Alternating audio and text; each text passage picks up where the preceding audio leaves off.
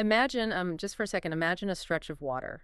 It's just 21 miles wide at its narrowest point. Which is really nothing. Right. Honestly, you could like run a marathon across it and still have a solid 5 miles left over. Yeah, easily. So now I want you to imagine that literally overnight, 20% of the entire world's oil, 20% of its liquefied natural gas, and the literal supply chains for, everything from the frozen chicken in your local grocery store to the liquid helium sitting in your hospital's MRI machines. Which is wild to think about. Right. Imagine all of that simply stops moving. Just boom, stop at that narrow gap. It's an incredibly stark visual, but it's the exact reality of what happens when a geographic choke point is suddenly pulled tight. The entire global system it backs up. Welcome to today's deep dive. We've got a massive stack of sources on the table today. Encyclopedia entries, global logistics bulletins, aviation industry reports, international legal analyses, and some seriously dense, raw commodity market updates. Very dense. Yeah, super dense. And our core mission today is to take all of this data and figure out how a localized event practically paralyzed the globe. We're talking, of course, about the 2026 Strait of Hormuz crisis. Yeah, the defining event of the year, really. Exactly. And because the source material we are pulling from details highly politically charged events, I mean, we're talking about active, deadly military actions involving the United States, Israel, and Iran, as well as, heated exchanges at the UN. I want to be very clear with you, the listener, right up front. This is a really important point. Right. We are strictly here to read the data. We absolutely are not taking sides. No. Our goal is to just impartially unpack the raw logistics, the timelines, and the economic realities just to help you understand the actual mechanics of this crisis. Which is absolutely essential because, if you only read the headlines, you just see the panic. Right, the doom scrolling. Exactly. You see prices spiking and flights getting canceled. Yeah. But the sources, they allow us to look under the hood and understand the actual physics of global trade. We have to understand the specific timeline of how this critical artery was severed to understand, well, everything that followed. So let's start with the spark. February 28th, 2026. Right. The sources point to Operation Epic Fury. This was a coordinated airstrike by the United States and Israel, and they targeted Iranian military facilities, nuclear sites, and leadership compounds. Yeah. And the catalyst that turned a strike into a massive regional explosion was that this operation resulted in the death of Iran's supreme leader, Ali Khamenei. That's the ultimate escalation point. Yeah. The data shows the immediate retaliation was severe, and it was sweeping. Iran didn't just respond locally. They launched massive missile barrages on Israeli cities and simultaneously targeted U.S. military bases scattered across the Gulf. Right, specifically in the UAE, Qatar, and Bahrain. So the entire region lights up overnight, but, a regional missile exchange doesn't automatically mean a maritime choke point closes. Let's look at the geographic reality of the Strait of Hormuz itself. Sure. It sits right between Iran to the north and Oman to the south. And historically, before February 28th, it saw about 130 massive commercial ships passing through every single day. Which is roughly 20 million barrels of oil daily. It's just staggering, the jugular vein of globalization, basically. But, when I hear the word blockade, my mind immediately goes to, World War II. Oh, sure. I picture a literal wall of gray battleships sitting nose to tail, physically barricading the water.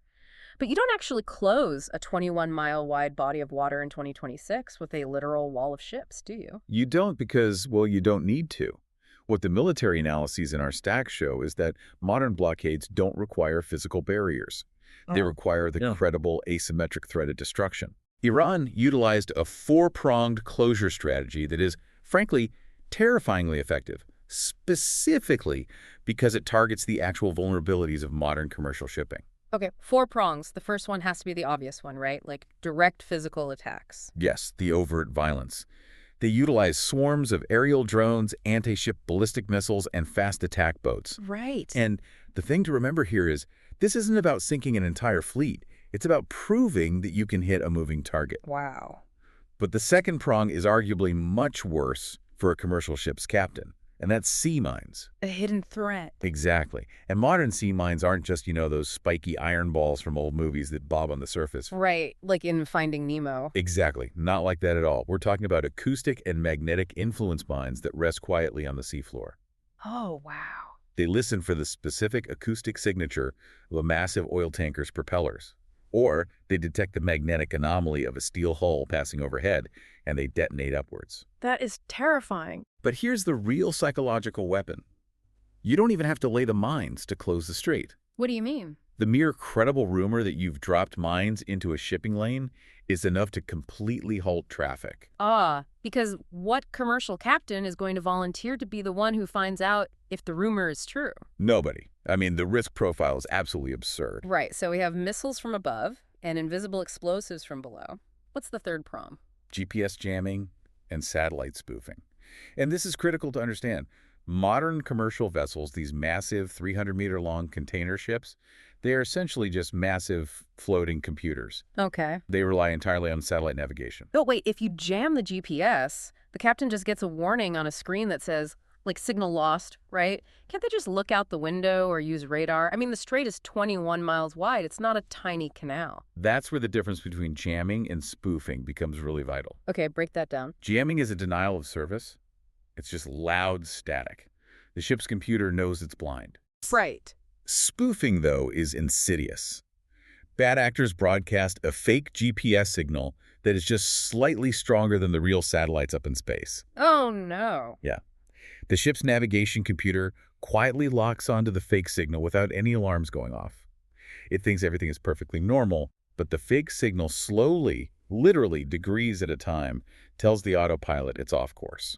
Oh, wow. So the computer corrects itself, but it's correcting itself into a trap. Precisely. It quietly steers a $250 million cargo ship directly into a shallow sandbar, or worse, directly into Iranian territorial waters where it can be legally seized or trespassing. That's insane. It's essentially hacking the physical movement of the vessel. That is terrifying. It's like someone quietly swapping out the road signs while you're driving at night. That's a great way to put it. So you have missiles, mines, and hacked navigation. What could possibly be the fourth prong? Like, what's left? The fourth prong doesn't happen on the water at all. It happens in boardrooms in London.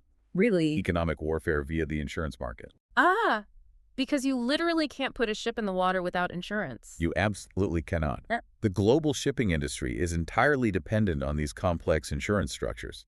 Within days of the initial strikes, the logistics bulletins note that war risk insurance premiums spiked 4 to 6 times their normal rate. Wait, I need to understand the mechanism here.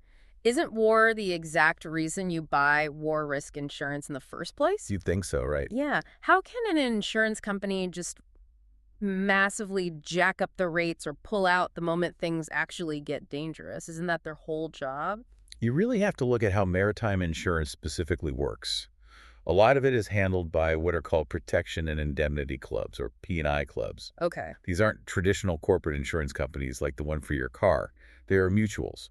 It's essentially a massive pool of ship owners insuring other ship owners. So if a ship gets hit, the other shipping companies are the ones paying for it? Yes.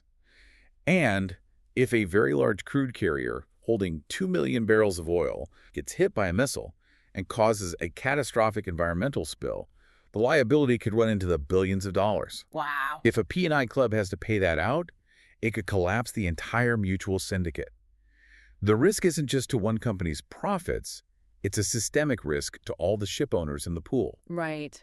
So by March 5th, these P&I clubs simply began pulling their war risk cover entirely for the region. They just deleted the coverage, like you're on your own. Exactly. So if you try to cross the strait and your ship gets hit, you face total financial ruin.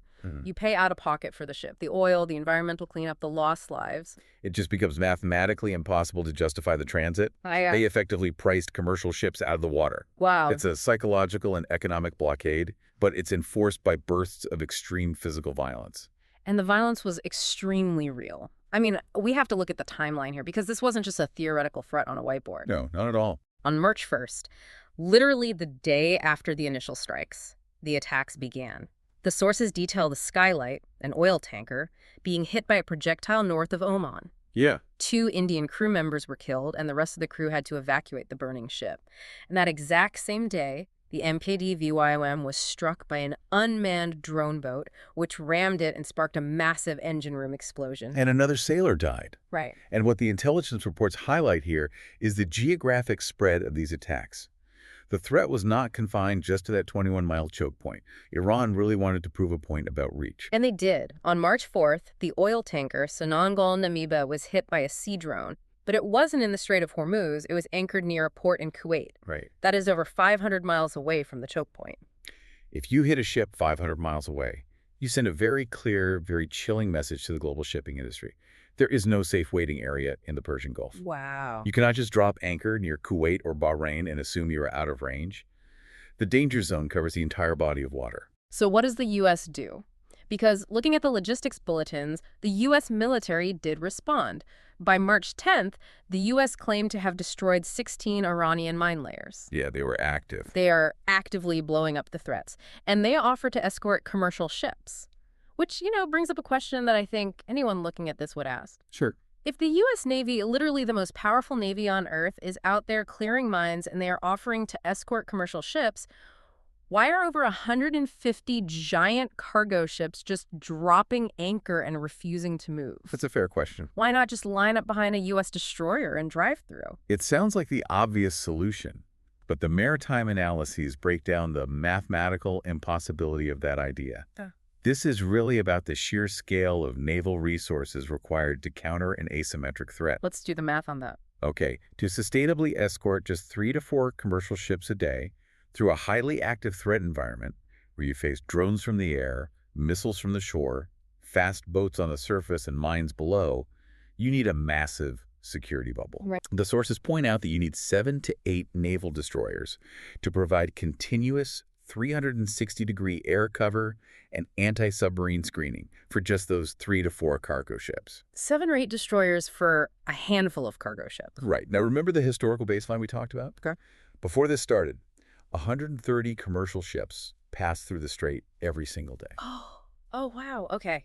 So if you need 2 destroyers per cargo ship, you'd need a fleet of 262 destroyers just to maintain normal traffic. And the entire U.S. Navy only has around 70 active destroyers globally. Unbelievable. Naval forces simply cannot scale to escort that kind of commercial volume. It is a numbers game that modern navies cannot win in the short term. Yeah. And even if you win the lottery and get a destroyer escort, you still have the insurance problem we just talked about. Right, the P&I clubs. Exactly. If your P&I club says your coverage is void if you cross the line, it doesn't matter if you have an entire carrier strike group next to you. You drop anchor. So you have this massive fleet of ships, physically paralyzed. They essentially turn into floating parking lots. And that means the cargo inside them is completely paralyzed. Yeah. Which takes us out of the military realm and directly into the immediate casualty of this crisis, which is the energy that powers the modern world. This is exactly where a localized geopolitical conflict instantly mutates into a global economic emergency. Let's get into the numbers from the commodity market updates because they are just staggering. The global oil market flipped entirely upside down practically overnight. Literally within hours. Yeah. Before the strike on February 28th, the market was projecting a very comfortable global surplus of 1.63 million barrels of oil per day. The world had more energy than it knew what to do with. Right. Within days of the strait closing, that surplus violently swung into a projected deficit of 750,000 barrels per day. And the physical reality driving that deficit is the cargo trapped on those floating parking lots. Yeah. The data shows over 136 million barrels of crude oil and petroleum products are currently stuck in the Persian Gulf. 136 million barrels just bobbing in the water. Yep. And the markets reacted with absolute panic. Brent crude, which is the global benchmark for oil prices, surged 13% instantly. It crossed the $100 mark for the first time since the 2022 invasion of Ukraine, and it eventually peaked at $126 a barrel. It's massive. But, Yeah. the oil shock almost pales in comparison to what happened in the natural gas market. Right. The European natural gas market went into rapid ascent. Prices surged from 30 euros per megawatt hour to over 60 euros in a matter of days, a 100% increase. Why did Europe take such a massive hit specifically on natural gas? Like, why them? Because of Qatar. Qatar supplies roughly 12 to 14% of Europe's liquefied natural gas, or LNG. When the strait closed, Qatar had to declare force majeure and literally stop producing LNG. Wait, why stop producing? Why not just pump it into storage tanks until the ships can move again? Because of the physics of liquefied natural gas. To transport natural gas on a ship, you have to supercool it to minus 260 degrees Fahrenheit, turning it into a liquid so it takes up less space. Okay, wow. That's cold. Very. And keeping millions of gallons of highly volatile supercooled liquid sitting in storage tanks on land requires an astronomical amount of continuous energy and specialized infrastructure. You can only store so much of it locally before your tanks are totally full. Once the local tanks are full and the ships aren't arriving to take it away, you have no choice but to shut down the gas fields. That concept of just running out of physical storage space is wild to me. Yeah. The commodity reports say that Gulf Arab states actually had to cut their crude oil production by at least 10 million barrels a day. Iraq had to totally shut down operations at the massive Rumaila oil field. Kuwait, Bahrain, the UAE, they all had to throttle back the pumps. Right. Not because they didn't want to sell the oil at $126 a barrel, but because they literally had nowhere to put the liquid. It is the ultimate illustration of the physical constraints of our economy. You can pump all the oil you want, you can have all the buyers in the world screaming for it, but if the ships aren't moving, the pipes back up until the entire system just chokes on its own supply. I have to ask for some historical context here, because I'm sure listeners are thinking about this. Sure. We saw massive, world-altering oil shocks in the 1970s. The OPEC embargo, gas lines stretching around the block, national rationing. Is what we are seeing in 2026 just history repeating itself? Oh. Or is the modern market reacting differently? The energy reports describe it as the largest disruption to the world energy supply since the 70s, without question. But the crucial difference is the speed. Speed. The speed of the 2026 shock is entirely unprecedented. But why is it faster now? A barrel of oil still takes the exact same amount of time to cross the ocean. Physical transport takes the same time, yeah. But information and capital move at the speed of light. Because of the hyper-interconnected nature of modern finance and algorithmic trading, the market didn't wait for the oil to actually run out. Oh, right. The algorithms. Exactly. The moment the first missile hit, global commodities markets repriced the entire global economy instantly. The price surge was faster than during the first Gulf War and much faster than the Ukraine conflict. The financial shockwave hit before the physical shockwave even left the Gulf. But wait, didn't the major global powers step in to fix this? I mean, I'm reading in the reports that the International Energy Agency, the IEA, immediately agreed to release 400 million barrels of oil from emergency strategic reserves. They did, yeah. That is roughly 4 days of total global consumption. And OPEC Plus pledged to increase output from countries outside the Gulf.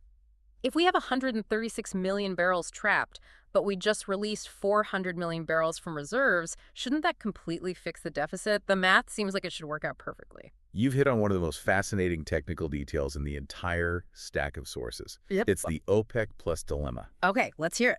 It reveals a massive blind spot in how most people understand energy. Yes, the IEA released reserves, and yes, the math looks good on paper. But oil is not just a generic liquid. It is a highly specific chemical compound, and it comes in vastly different grades. Oh, right, like light sweet crude versus heavy sour crude. I've heard those terms. Exactly. The oil that is pumped in the Persian Gulf, the oil currently trapped behind the blockade, is predominantly what the industry classifies as medium and heavy sour crude. It is thick, viscous, and full of sulfur. Like sludge almost. Right. Now, many of the major refineries in Asia, the massive industrial complexes in China and India that process this oil, their multi-billion-dollar physical infrastructure is specifically calibrated and plumbed to refine those exact heavy grades. Oh, I see. They use massive units called cokers to literally crack the thick sludge into usable diesel and jet fuel. Okay, so they are built specifically to eat the heavy stuff. Right.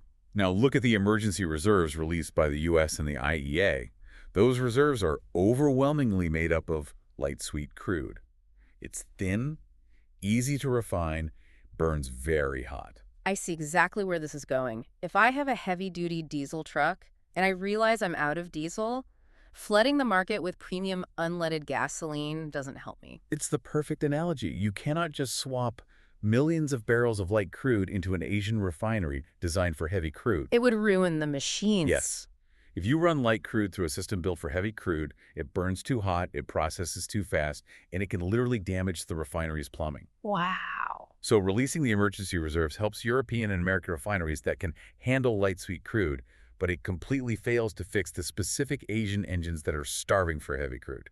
It's a massive mismatch of physical chemistry. That is incredible. The global economy isn't just about how much oil you have. It's about having the exact right flavor of oil for the exact right machine. Flavor, exactly. And while the world is entirely fixated on the oil price ticker on the news networks, reading through these global logistics bulletins reveals a secondary, almost entirely invisible crisis unfolding in the holds of all the other ships trapped in the region. Let's talk about the non-oil cargo. Let's do it. Because when people hear Strait of Hormuz, they immediately think of oil. But the invisible victims of this blockade are the raw materials, the agricultural goods, and the consumer products that keep domestic economies running. This is where we truly see the extreme fragility of modern logistics. Oil gets the headlines, but the everything else's shortage is what actually halts factories and empties grocery shelves globally. We have to talk about Jebel Ali. It's a massive port in the UAE. The logistics sources point out that it is the world's 9th largest port, and it functions as a massive transshipment hub. Right. And for those unfamiliar with the term, a transshipment hub is basically the FedEx sorting facility of the oceans. Okay. Cargo ships from all over the world drop off thousands of containers there, and those containers are sorted and loaded onto different, often smaller ships going to their final destinations in Africa, Asia, or Europe. It's the beating heart of regional logistics. And because of the strikes and the blockade, Jebel Ali was essentially paralyzed. The sorting facility shut down. And when a hub of that magnitude goes offline, the cascading effects are profound. Yeah, they really are. Let's look at some of the specific commodities trapped in this web because they highlight how deeply interconnected we are. My favorite bizarre example from the stack of sources: helium. Helium. We tend to think of it just for party balloons, but it is Yeah. an incredibly critical strategic resource. Exactly. Qatar produces about 30% of the world's global supply of liquid helium. It's actually a byproduct of their natural gas processing. Right. And helium is absolutely crucial for modern medicine and high-end technology. It is the only element that can cool the superconducting magnets in hospital MRI machines down to absolute zero so they actually work. It's heavily used in semiconductor manufacturing to make computer chips. And because of the blockade, the sources report that helium distributors globally started rationing deliveries almost immediately. And this ties back to the storage issue we discussed with natural gas. How so? Unlike oil, you cannot easily store massive strategic reserves of liquid helium. It is incredibly difficult to contain, and it naturally evaporates over time. Right, it literally floats away. Exactly. The supply chain has to be a constant moving pipeline. If the pipeline stops for 2 weeks, hospitals literally can't run life-saving scans. That's life or death.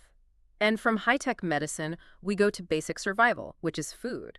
The agricultural impact detailed in these sources is staggering. The United States is actually a massive supplier of food to the Gulf region. That surprises a lot of people. Right. The sources note that the U.S. sends huge amounts of soybeans, frozen chicken, primarily shipped out of the port of Savannah in Georgia, and corn oil shipped out of New Orleans.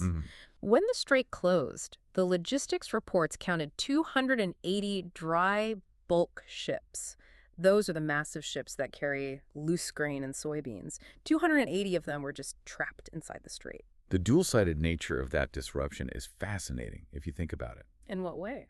On one hand, you have populations in the Gulf facing an immediate, sudden food security crisis. But on the other hand, you have American farmers in the Midwest who grew that food suddenly facing a massive disruption in their export markets. Oh, wow. The grain they harvested is sitting on a boat going nowhere, which means they aren't getting paid, which impacts rural U.S. economies instantly. And the disruption hits future food supplies, too. The reports state that 30% of the world's urea and ammonia pass through the Strait of Hormuz. Those are the foundational, essential ingredients for global agricultural fertilizers. If farmers in the Northern Hemisphere can't get fertilizer delivered during the critical spring planting season, you aren't just looking at a bad harvest this year. You are locking in lower crop yields and higher global food prices stretching all the way into 2027 and 2028. It's a massive ripple effect, and the industrial materials are equally affected. The sources explicitly mention aluminum. Oh, yeah. 8% of the world's raw aluminum is produced in the Gulf.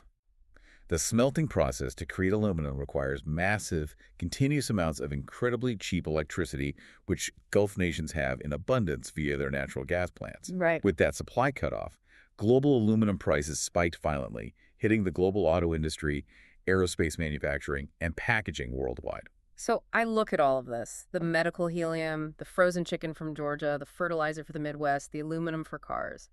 We have spent the last 40 years in global business perfecting this concept of just-in-time delivery. Efficiency above all else.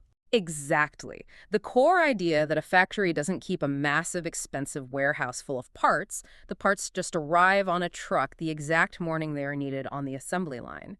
But this crisis turned just in time into just in trouble. Definitely. If I am a U.S. importer, what exactly am I supposed to do when my perfectly timed, algorithmically optimized supply chain is suddenly parked off the coast of Oman indefinitely? It is the ultimate nightmare scenario for supply chain managers.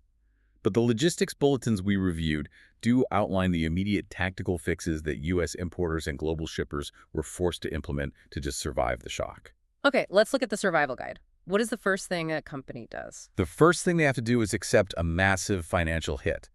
Importers were facing 30 to 50% freight rate increases practically overnight. Yeah.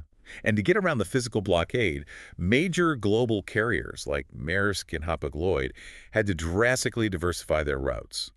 The only viable alternative for Europe-bound or U.S. East Coast-bound cargo was to send ships all the way around the Cape of Good Hope at the southern tip of Africa. Which completely destroys the schedule. Adding the trip around Africa adds what, like 1 to 3 weeks of extra travel time? At least.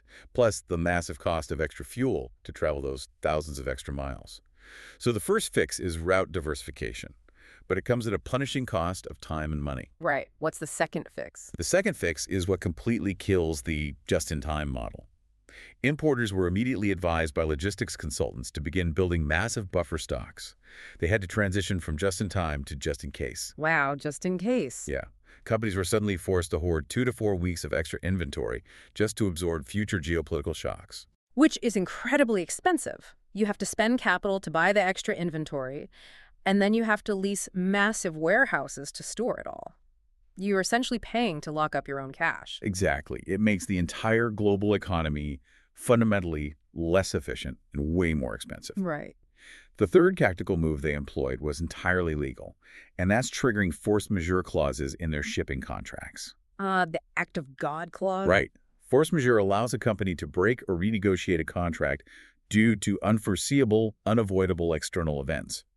If you promise to deliver 1 million frozen chickens to Dubai by March 15th, and you are sitting behind a blockade, you trigger force majeure to save yourself from ruinous breach of contract penalty fees. But I imagine that creates an absolute nightmare for lawyers. Oh, a total nightmare. Like, if the U.S. and Iran haven't formally legally declared war on each other, does a coordinated asymmetric drone strike officially count as a war for the purposes of breaking a commercial contract? That is exactly the legal gridlock that ties up billions of dollars in arbitration. Is it an act of God? Is it war? Or is it just severe civil unrest? Yeah. The lawyers feast while the cargo rots. Brutal. What's the fourth fix the logistics companies recommend? Utilizing advanced real-time tracking visibility. If you are forced to send a massive container ship around the coast of Africa, completely off its normal route, you cannot afford to have it disappear into a blind spot. Right. If you don't know exactly where the ship is, you don't know when the goods will arrive, which means you can't tell your factories when to start the assembly line. Right. Flying blind is deadly for efficiency, so they lean into satellite tracking software to predict arrival times down to the hour, even on a diverted 3-week longer route. Precisely. Right. And the fifth fix is about surviving the financial volatility. The spot market for shipping rates, the price you pay if you just show up today wanting to ship a container, was swinging wildly. Yep. The advice in the bulletins was to immediately lock in short-term contract rates. Secure guaranteed container slots for the next 60 to 90 days, even at a massive premium, just to guarantee that you have physical space on the few boats that are actually moving. So the grand solution to this crisis is essentially pay way more money for a slower, less efficient system, hoard excess inventory, and hire a bunch of lawyers to break your old contracts just to guarantee basic survival. That is the grim reality of logistics under fire. Now, with the oceans completely compromised, logic dictates that the world would naturally turn to the skies. If you can't sail it, fly it. You'd think so. But the aviation industry reports in our stack show a sector that was facing its own unique existential meltdown. You can't just fly over the maritime problem if the planes don't have fuel. This is one of the most fascinating ripple effects. It shows how directly a maritime blockade can reach up and strangle the skies. The numbers in the aviation reports are brutal. The Strait of Hormuz handles roughly 21% of the total global seaborne trade in jet fuel. When the ship stopped, the global average price for jet fuel skyrocketed to $1,573 per ton. That is a 132% increase year over year. It's massive. If you're a listener planning a summer vacation, that 132% spike doesn't just mean your ticket costs more. It means the airline might cancel your route entirely because they literally cannot afford to fuel the plane. And that extreme physical shortage of fuel forced airlines into some truly bizarre operational gymnastics just to keep planes in the air. Let's talk about tankering. I read about this practice in the aviation reports, and it sounds completely counterintuitive to how you would run a profitable business. It is the enemy of efficiency, but it's a survival tactic. Tankering is when an airline knows there is a severe fuel shortage at their destination airport, so they load the aircraft with massive amounts of extra fuel at their origin airport. Okay. They pump in enough fuel for the outbound flight plus enough for the entire return flight. But jet fuel is incredibly heavy. If you fill a plane with extra fuel that it doesn't need for the first leg of the trip, you significantly increase the takeoff weight of the aircraft. Which means the plane has to burn significantly more fuel just to carry the extra fuel. It's like making someone wear a 50-pound backpack full of food just to walk to the grocery store. The energy you spend carrying the food defeats the purpose of the trip. Exactly. It destroys profit margins, it drastically increases carbon emissions, and it causes severe wear and tear on the aircraft's brakes and landing gear because it's landing much heavier than normal. Wow. But airlines do it because it guarantees the plane won't get stranded in a foreign country with empty tanks.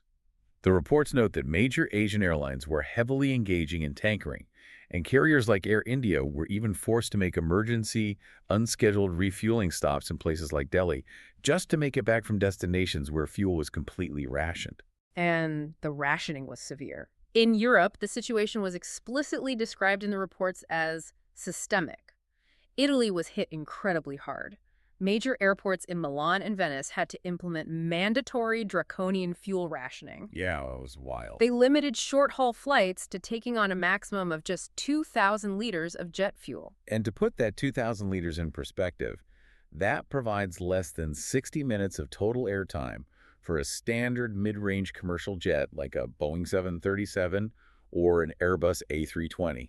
Less than an hour. You can barely climb to cruising altitude and get over the Alps with that before you have to land again. Exactly. It completely broke the domestic and short-haul network in Europe.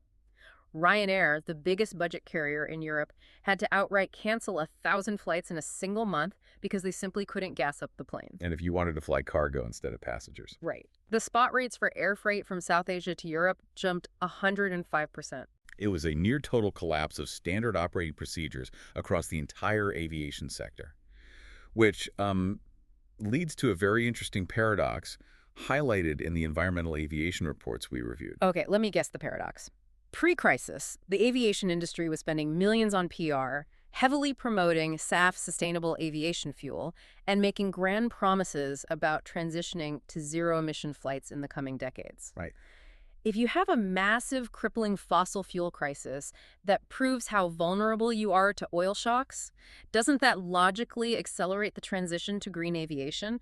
Doesn't a crisis like this force their hand to innovate? You would definitely assume so. A shock to the old system should theoretically birth the new system. But the environmental reports point out a profound, really depressing contradiction. The crisis is actually causing a massive rollback in environmental commitments. Why? If fossil fuels are breaking your business, why wouldn't you double down on alternatives? Because of the immediate financial bleeding. The sheer cost of navigating the daily crisis, absorbing the 132% spike in fuel costs, refunding thousands of canceled flights, paying for the inefficiencies of tankering, is absolutely bankrupting the airline's capital reserves. Oh, so they have no money. Right. They have zero cash left to invest in new, wildly expensive green technology. Survival mode kicks in, and the long-term green initiatives get thrown overboard to keep the ship afloat today. Exactly. The reports highlight a perfect example. Singapore. Prior to the crisis, Singapore had just implemented a brand new sustainable aviation fuel levy. It was a tax designed to fund green tech investments. Right. But because of the severe disruption and the soaring operating costs, the government had to step in and defer that green levy for 9 months just to give the airlines enough financial breathing room to avoid bankruptcy. The environmental reports use a great, almost cynical term for this, future soothing. It is a harsh reality check. The industry makes grand promises about green technology in a perpetually deferred future to ease public concern and satisfy regulators. But the moment there is an actual physical supply crunch today, the mask slips.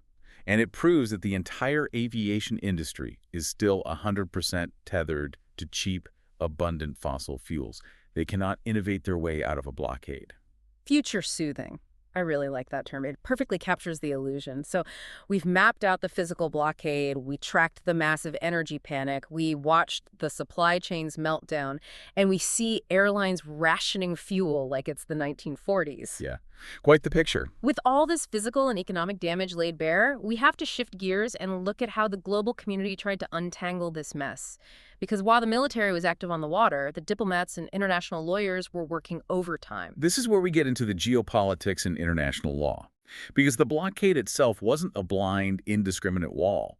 It was highly calculated. Right. This is a crucial detail from the security briefs. Yeah. Iran instituted what the sources call a selective blockade. They didn't just stop every single ship. No, they were strategically surgical.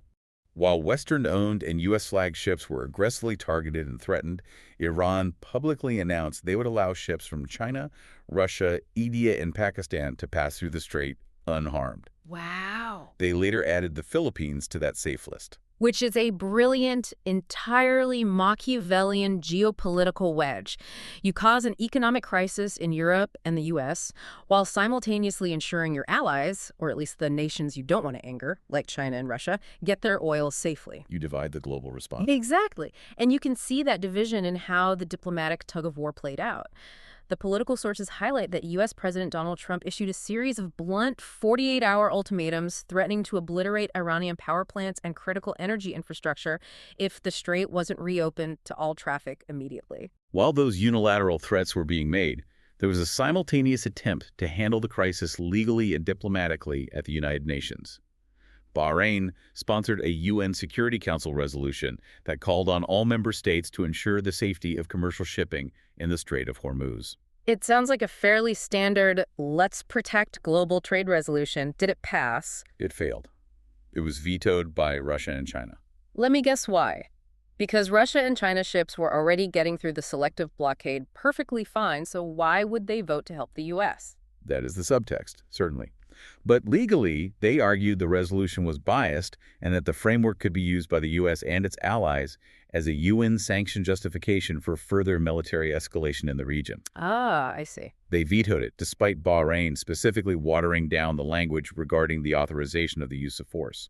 So the United Nations is totally deadlocked. The U.S. is threatening to bomb Iranian power grids. The global economy is choking. But then, reading the timeline, there is a sudden breakthrough. A brief one. Right. A fragile 2-week ceasefire was announced in early April. The diplomatic sources note it was brokered partly through direct back-channel negotiations in Islamabad, Pakistan. It was a vital, temporary reprieve to let the pressure out of the system. But the moment the ceasefire was announced, it immediately brought up a massive, highly complex legal controversy regarding exactly how the strait would operate during this 2-week window. Right, because Iran announced to the world that they would gracefully allow commercial traffic to resume, but only if the vessels strictly coordinated their movements with Iranian maritime authorities. Yes. And there were credible reports circulating from maritime insurance groups that the Iranian Revolutionary Guard was demanding tolls, rumored to be upwards of $1 million per ship, just to pass through their newly designated safe channels. Which brings us to the absolute core of international maritime law. This is where the legal analysts in our sources just tear the situation apart. Can they do that? I mean, functionally, they have the missiles, so they can do whatever they want.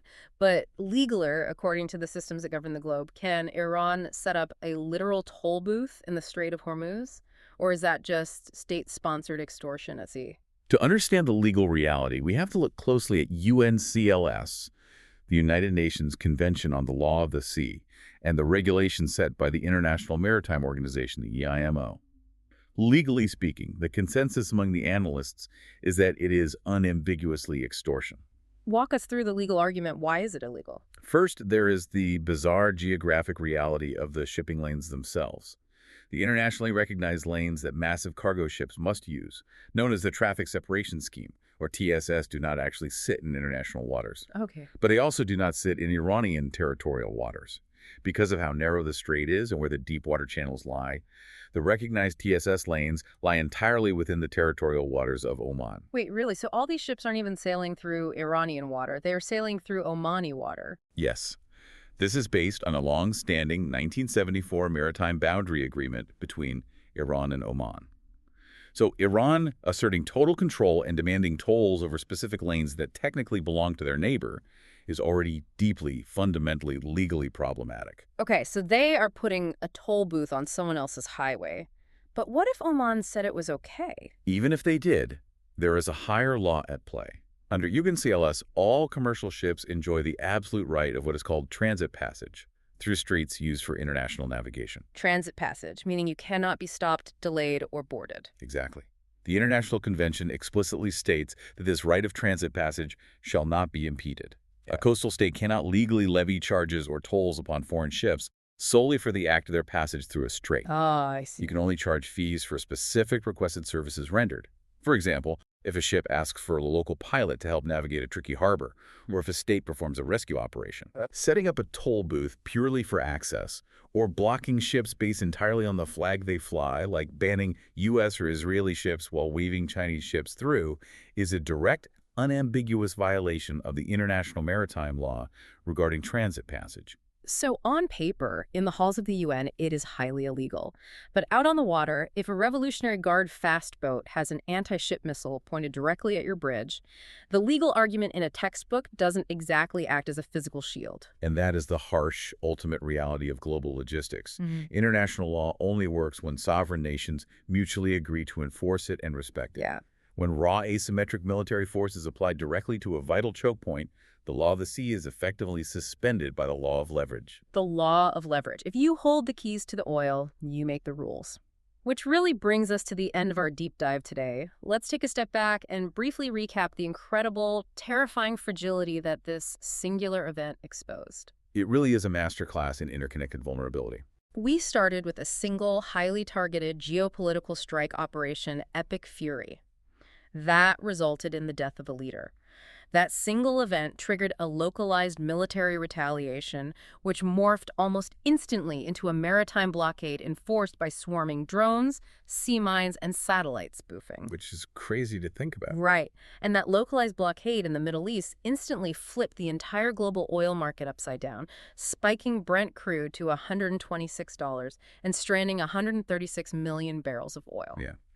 It grounded short-haul passenger flights in Italy because of a massive lack of jet fuel. It spiked the price of American consumer goods. It trapped Midwestern soybeans on boats. It threatened the supply of hospital helium. And it pushed the absolute limits of international maritime law to the breaking point. It comprehensively demonstrated that distance is a complete illusion in the modern economy. Exactly. A war 5,000 miles away is actually happening right inside your local grocery store. Yeah. We want to remind you, the listener, that the items you touch every single day, the complex electronics in your hand right now, the food sitting in your pantry, the fuel in your car, they're all intimately, directly tied to the security of a tiny 21-mile-wide stretch of water halfway across the world. And if we look at the totality of the sources we reviewed today, it leaves us with a profound, almost existential question about the future of how we live. Yes, I want to leave you with a final provocative thought. It's something we didn't fully explore today, but you can feel it bubbling right under the surface of all these logistics bulletins and market reports. Definitely. For the last 50 years, we built a world based on hyperglobalization. Right. We built it on the premise of just-in-time efficiency, where parts are made in one hemisphere and assembled in another.